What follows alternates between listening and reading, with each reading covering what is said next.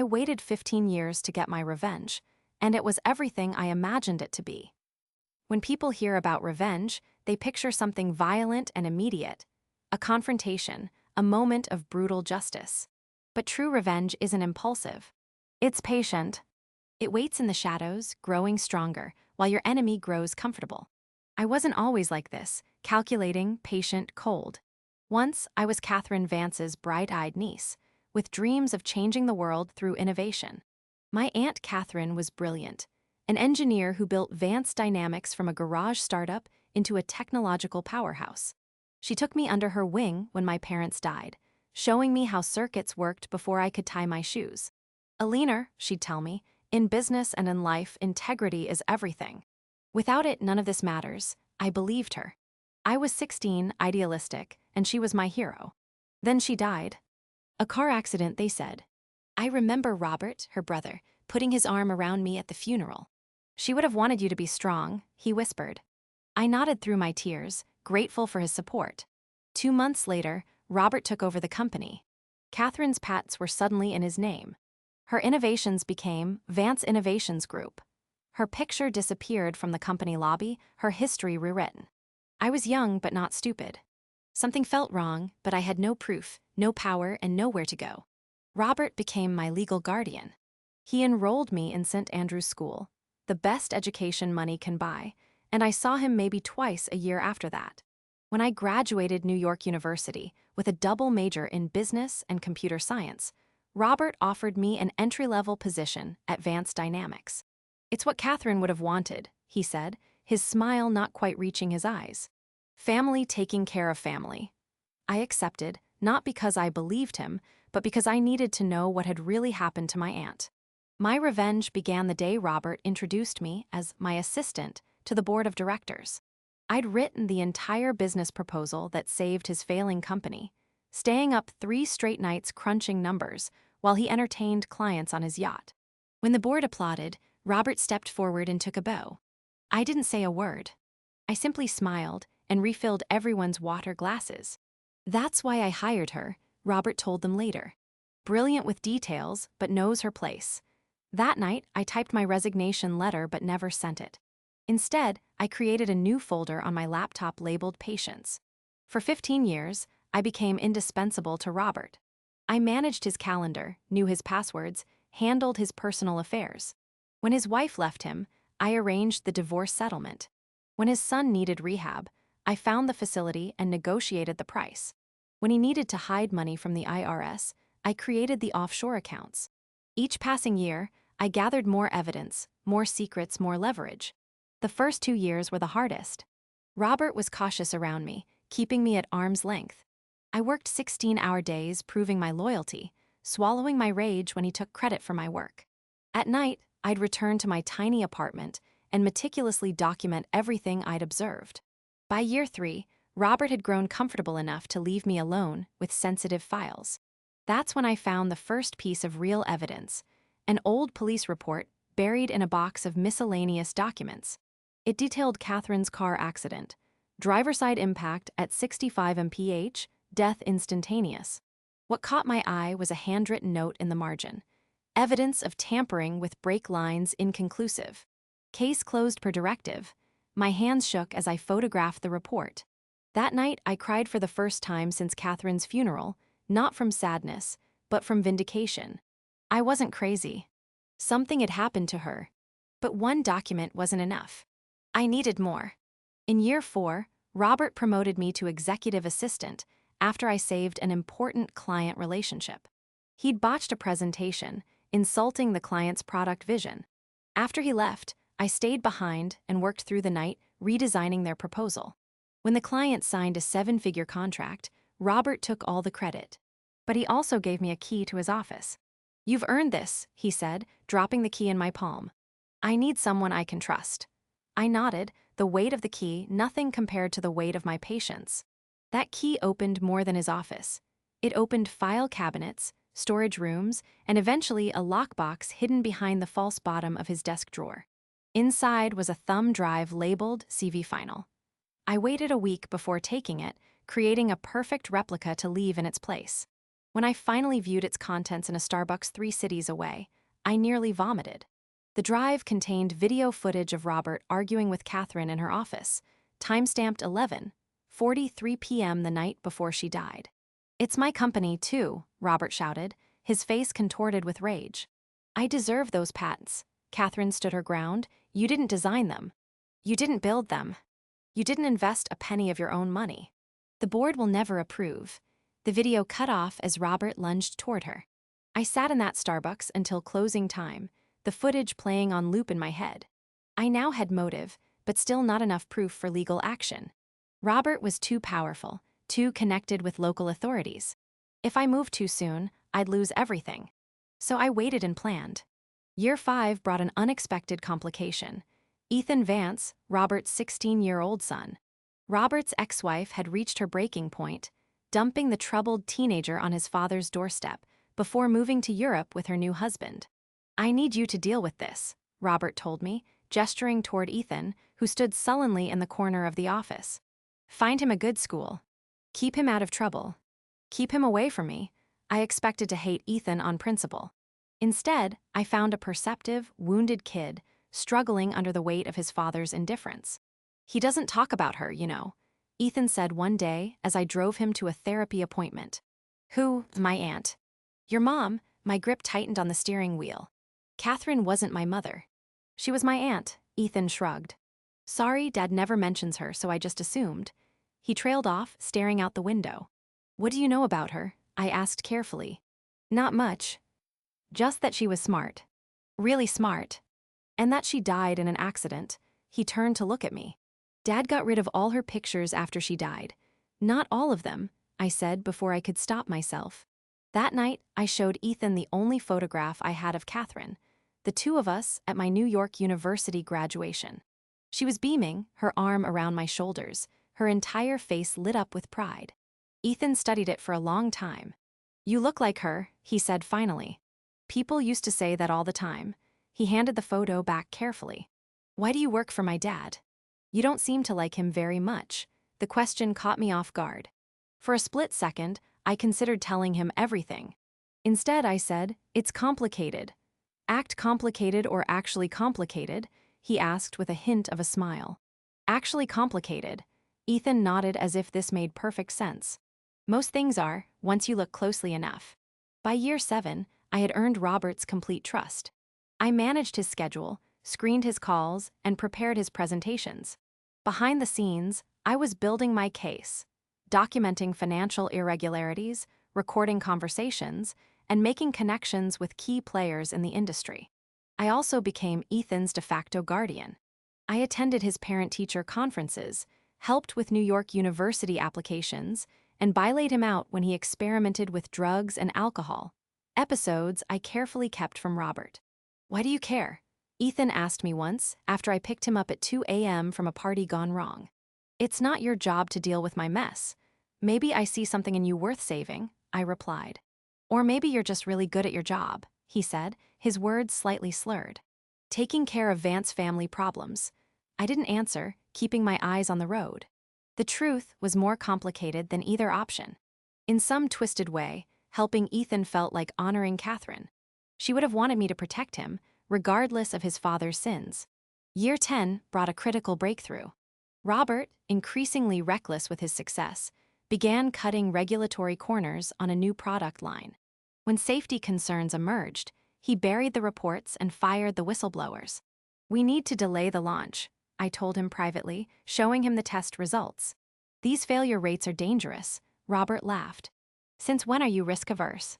"We announce next week. The stock will soar. We'll fix the issues in version 2 and no one gets hurt." "People could actually get hurt," I insisted. "These devices could catch fire under certain conditions."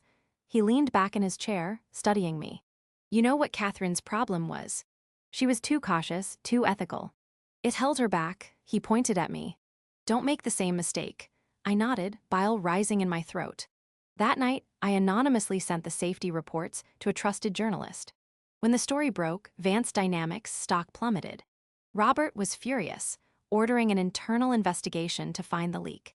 I led the investigation myself, methodically eliminating suspects until only one remained: a low-level engineer with a history of complaints about management. Robert fired him personally while I watched from the doorway. Another sin added to my growing ledger. The fired engineer killed himself 2 weeks later.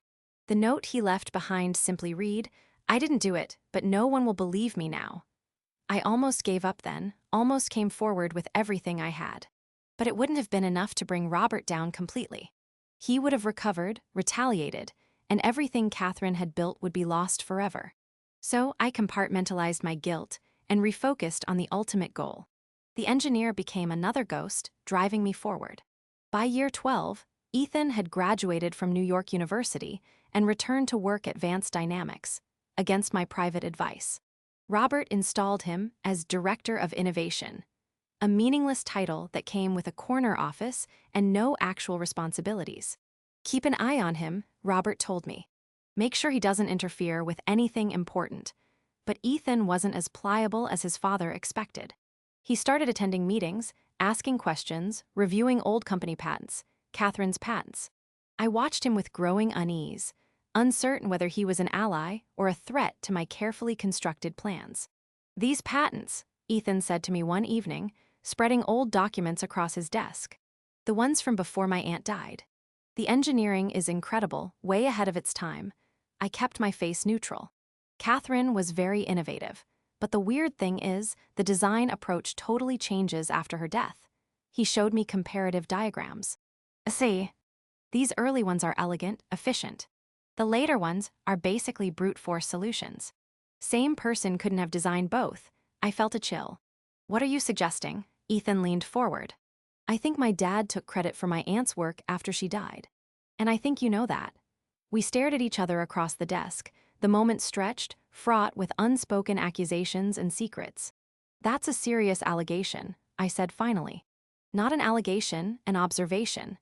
Ethan gathered the patents, carefully returning them to their folder. "I just haven't figured out why you're still here if you know the truth." I left his office without answering, my carefully constructed world tilting on its axis. Ethan was getting too close, seeing too much. I needed to accelerate my timeline or risk exposure. Year 13 nearly ruined everything. The SEC opened a preliminary inquiry into Advanced Dynamics, accounting practices based on an anonymous tip. Not from me, for once. Robert called an emergency executive meeting. "Someone's trying to take us down," he announced, his face flushed with rage. "I want every department audited, every employee investigated. Nobody keeps secrets from me." His eyes lingered on me for a fraction too long. Had he discovered something? Did he suspect me? I maintained my composure, taking notes as if my heart weren't threatening to pound out of my chest. After the meeting, Robert asked me to stay behind. "Eleanor, how long have you been with me now?" 13 years. "Almost 14, I corrected automatically. He nodded, pouring himself a whiskey. "You know, loyalty is a rare commodity these days." "I've always been loyal to Advanced Dynamics," I said carefully. "To Advanced Dynamics," he repeated, swirling his drink. "Not to me personally," I forced a smile. "The company is your legacy, Robert. Your vision. They're one and the same." He studied me for a long moment, then suddenly smiled. "Of course they are. That's why I'm promoting you to Chief of Staff. I need someone I can trust implicitly during this unfortunate investigation." The promotion wasn't a reward, it was a test. Robert was keeping me closer, watching for any sign of betrayal. I accepted with appropriate gratitude, while internally recalibrating my plans. That night, I received a text from Ethan. "Need to talk." "Not at the office." "Important." We met at a Denny's on the edge of town. Ethan looked exhausted, his usual confidence replaced by nervous energy. "Dad's panicking about this SEC thing," he said without preamble. "I've never seen him like this. The inquiry will probably amount to nothing," I replied. "The SEC investigates companies all the time." Ethan leaned forward. "He's destroying documents, Eleanor." I saw him feeding files into a shredder at 3:00 a.m. My pulse quickened. "What kind of files?" "Old ones from around the time Aunt Catherine died." Ethan ran a hand through his hair. "I managed to save a few pages. They don't make much sense on their own, but..." He slid a folded paper across the table. It was a partial insurance document, a life policy on Catherine Vance worth $10 million. The beneficiary was Robert. "Did you know about this?" Ethan asked. I shook my head, the pieces clicking into place. The company was struggling before Catherine died. The influx of cash from this policy would have saved it, along with taking control of her patents, Ethan added. Pretty convenient timing. Ethan, this is dangerous territory, I warned. If your father thinks you're digging into this, what would he do? Ethan's eyes locked on mine. What are you not telling me, Alina? I hesitated, years of careful planning warring with the urgent need for an ally. I think your father may have been involved in Catherine's death, I said finally. And I've been gathering evidence for years to prove it. Ethan didn't look surprised. I've suspected something like that. The way he never mentions her, the way her entire legacy was erased. I need more time, I said. A few more pieces of evidence. If we move too soon, he'll destroy everything. Ethan reached across the table and took my hand. I want to help. She was my aunt and he trailed off, unable to finish the sentence. Your father, I completed for him. This would destroy him, Ethan. Are you prepared for that? His expression hardened. If he had anything to do with her death, he destroyed himself a long time ago. I just didn't see it until now. We developed a careful strategy. Ethan would continue as normal, playing the dutiful but somewhat incompetent son. I would accelerate my evidence gathering, using my new position as chief of staff to access the final documents I needed. The next 2 years were a delicate dance of deception. While Robert focused on fighting the SEC inquiry, I methodically built my case. Ethan provided cover, distracting his father with minor crises and business proposals that went nowhere. I also made contact with Meridian Solutions, Vance's chief competitor.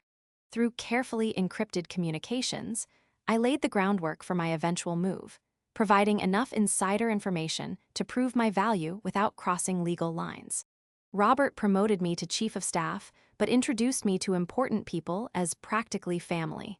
He never noticed how I documented everything, every questionable transaction, every mistress, every drunken confession. What would I do without you, Alina? He'd say, patting my shoulder like I was a loyal dog. One night, after a particularly successful board meeting, Robert invited me to dinner. He was 3 martinis in when he leaned across the table and said, "You know, Catherine always said you had potential. Guess she was right about something."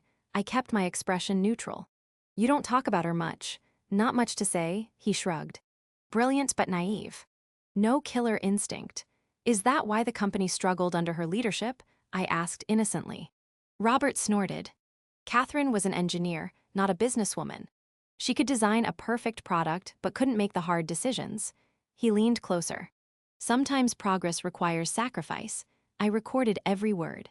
In year 15, all the pieces finally aligned. The SEC investigation had uncovered financial irregularities, but nothing catastrophic.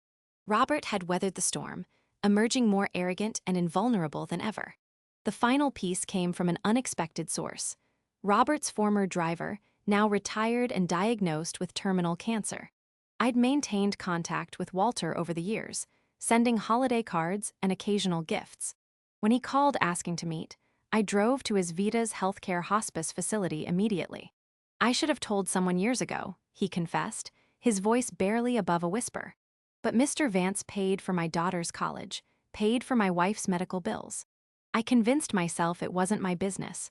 "What wasn't your business, Walter?" His eyes filled with tears. "The night Miss Catherine died, I drove Mr. Robert to her house. He was angry, shouting on the phone about patents and board votes. When I dropped him off, he told me to wait 30 minutes, then leave whether he came out or not." Walter gripped my hand. I heard them arguing inside, then a crash. When he came out, his knuckles were bloody. "Did you tell the police?" Walter shook his head. "Mr. Robert said it was a family matter. Next morning, we heard about the car accident." He closed his eyes. "But I serviced Miss Catherine's vehicles myself. Those brakes were perfect." I recorded his statement, had it notarized, and added it to my evidence file, the final piece. On the 15th anniversary of my joining the company, Robert threw a small office party, cheap champagne and a Whole Foods Market cake with my name spelled wrong. "Eleanor." He toasted, the backbone of this organization. Everyone clapped. I smiled. Actually, I said, my voice steady, I have an announcement too. Robert looked surprised. I'd never interrupted him before. I've accepted a position as CEO of Meridian Solutions. The room went silent. Meridian was our biggest competitor. Robert laughed nervously. You can't be serious. I start Monday, I replied, sliding an envelope across the table. My resignation, effective immediately. His face flushed red. You can't just, I already have, I stood up. And Robert, I'm taking the Coleman account with me. The Coleman account was 60% of the company's revenue. Robert's face went from red to white. You wouldn't dare. That's corporate espionage, I smiled. No, Robert. It's business. As I walked out, I felt 15 years of accumulated rage and humiliation transform into something powerful, something calculated. Robert called 17 times that night. I didn't answer. Ethan texted once, it's begun. Be careful. On Monday morning, when I walked into Meridian Solutions, gleaming headquarters as their new CEO, Robert was waiting in the lobby. His expensive suit couldn't hide how disheveled he looked. 3 days of stubble, bloodshot eyes. A leaner, please, he said, stepping toward me. Let's talk about this. 2 security guards moved to intercept him, but I held up my hand. 5 minutes, I said. In my office, we rode the elevator in silence. Robert kept opening his mouth, then closing it again. For the first time, he seemed unsure of himself. When we reached the top floor, his eyes widened at the view from my corner office, twice the size of his. Sit, I said, gesturing to a chair across from my desk. A leaner, whatever they're paying you, I'll double it. His voice quivered. Triple it, I laughed, a real laugh, the kind I'd been holding back for 15 years. This isn't about money, Robert. Then what? Recognition. I'll make you partner. Co-CEO. Whatever you want. I sat down and opened my laptop. Do you remember Catherine Vance? His brow furrowed. My sister. What does she have to do with? Catherine Vance wasn't just your sister. She was my mentor, my hero. Robert scoffed. Ancient history. What's your point? My point is that I know what happened the night before her accident. I turned my laptop to face him. Your driver was very thorough in his statement. The color drained from Robert's face as he saw Walter's notarized testimony. Walter's dying, I continued. He has nothing to lose by telling the truth now. That old fool is confused, Robert sputtered. It was years ago. His memory is failing. Perhaps, but the physical evidence is. I clicked to the next document, the police report with the note about tampered brake lines. Nor are the financial records showing you were nearly bankrupt before her death. Another click. Or the insurance policy naming you as beneficiary. Another click. Or this. The final image was the thumb drive contents, Robert lunging at Catherine, his face contorted with rage. You've been planning this for years. This whole time I've been learning from you, I finished, watching how you destroy people, how you take what isn't yours, how you erase those who stand in your way. What do you want? He asked, his voice barely audible. Justice. Money. Name your price, I leaned forward. You still don't understand. This isn't a negotiation. It's a reckoning. I pressed the intercom. Send them in. The door opened and 3 people entered. An SEC investigator, Vance Dynamics, largest shareholder, and Ethan. Robert's eyes widened at the sight of his son. Ethan, what are you doing here? Choosing a side, Ethan replied quietly. The right side. The next hour was systematic destruction. The SEC investigator detailed the expanded investigation, now targeting Robert personally. The shareholder explained how the board had voted to suspend him pending criminal charges. And Ethan outlined how he would be assuming temporary leadership of Vance Dynamics during the transition. This is a coup, Robert snarled. A conspiracy. No, I said calmly. This is consequences. When the others left, Robert remained seated, staring at me with naked hatred. 15 years, he said. You worked for me for 15 years just for this moment. I worked for Catherine's company, I corrected. You just happened to be sitting in her chair. He lunged suddenly, his hands reaching for my throat. I was prepared, stepping aside as security rushed in, restraining him as he shouted obscenities. You're nothing without me, he screamed as they dragged him out. I made you. No, Robert, I said, though he couldn't hear me anymore. Catherine made me. You just gave me a reason. In the following weeks, everything unraveled for Robert Vance. The SEC filed formal charges. The board removed him permanently. Old associates disappeared, unwilling to be caught in his downfall. The carefully constructed facade of business genius crumbled, revealing the fraud beneath. I watched from a distance, running Meridian Solutions while quietly advising Ethan on Vance's restructuring. We met weekly for strategy sessions that often turned personal. "Did you always know?" Ethan asked one evening about my father's involvement in Catherine's death. "I suspected," I admitted. "But suspicion isn't proof. I needed evidence that would stand up in court. And you spent 15 years getting it," he shook his head. "That's dedication. Or obsession," I said with a sad smile. "I'm not sure there's much difference. What happens now?" he asked. "Between our companies, I mean, that depends on you. Competition or collaboration." Ethan considered this. Aunt Catherine believed in collaboration, in building things that matter. Yes, she did. The decision was made during that conversation, though neither of us stated it explicitly. Within 6 months, we announced the merger of Vance and Meridian Solutions under a new name, Catherine Vance Technologies. On the day we unveiled the plaque dedicating our new research center to Catherine, I visited Robert in prison, where he awaited trial. He'd aged a decade in 6 months. "Come to gloat?" he asked, his voice flat. I placed a file folder on the table between us. "I came to give you these." Inside were photos of Ethan at the dedication ceremony, standing tall, smiling, healing. "He's doing well," I said. "Better than anyone expected." Robert's hands trembled as he touched the photos. "Why are you showing me this?" "Because revenge wasn't everything I imagined it would be," I admitted. "It didn't bring Catherine back. It didn't erase 15 years of working for a man I hated. Then, what did you get out of all this?" His voice was bitter. "Perspective," I stood up. "Your son is rebuilding what you destroyed, not just the company, but the trust of everyone around it. Catherine's legacy lives on through him." Robert stared at the photos, something like regret flashing across his face. "She would have been proud of him." "Yes, she would. Not of me, though." He looked up, his eyes hollow. "I was her little brother. She always tried to protect me, even from myself."